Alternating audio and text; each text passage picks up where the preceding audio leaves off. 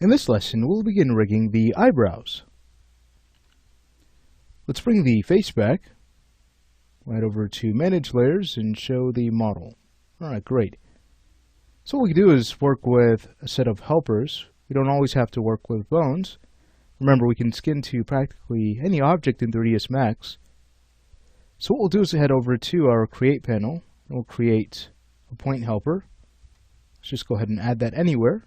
And we'll use Shift-A to quick align it over to the nub of the upper lid on the left side. Alright, great. So from here we can go ahead and move this over.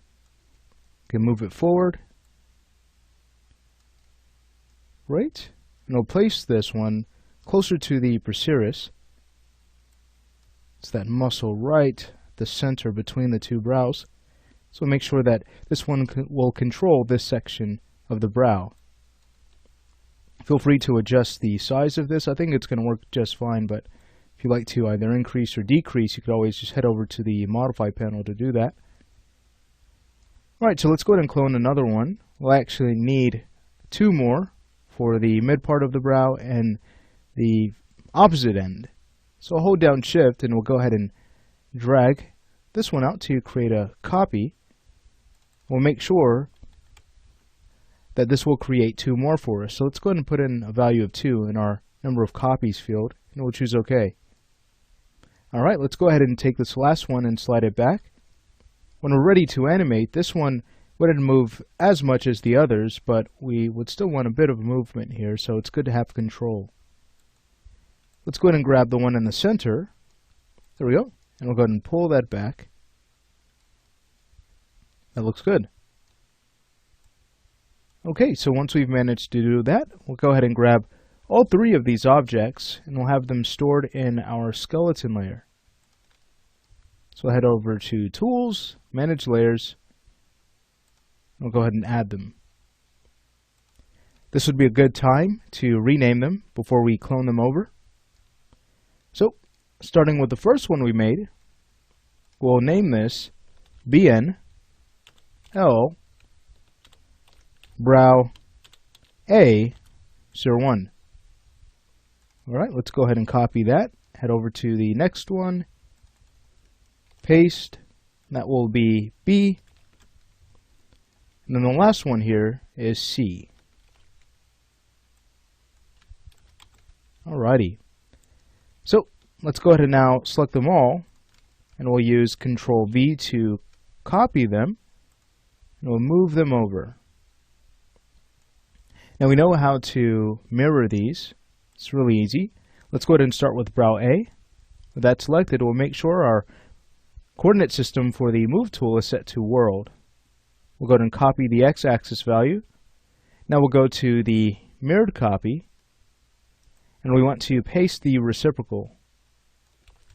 So that value I copied was about 1.4, so we'll want to use negative 1.4.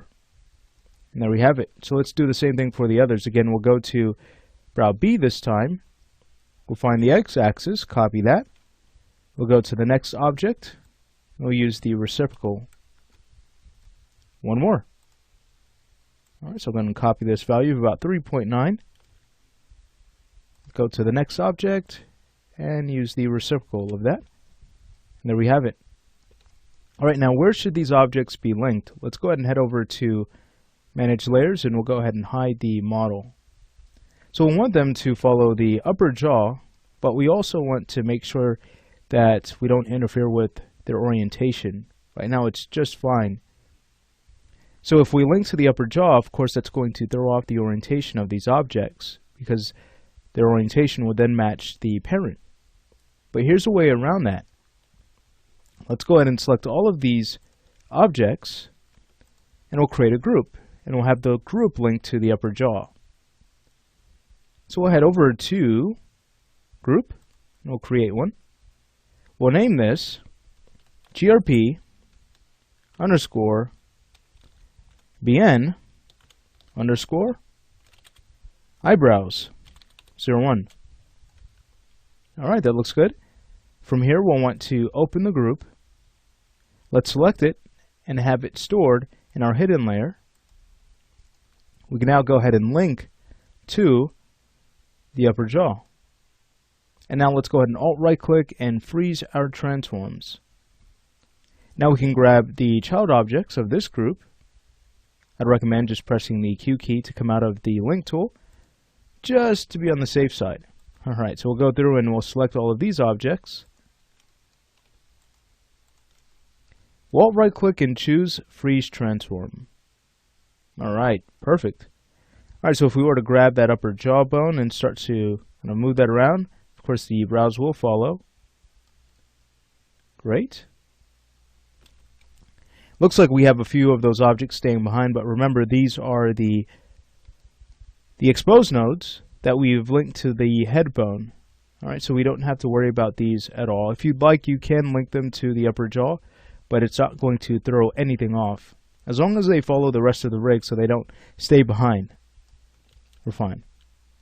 Alright, so I'll go ahead and grab the upper jaw. We'll Alt-right click and use Transform to 0 to bring it back. Sweet, so we have our objects in place. What we'd want to do next is go ahead and skin these objects to the character's face so that they'll eventually start to deform the brows. Let's move on to the next lesson and take care of that.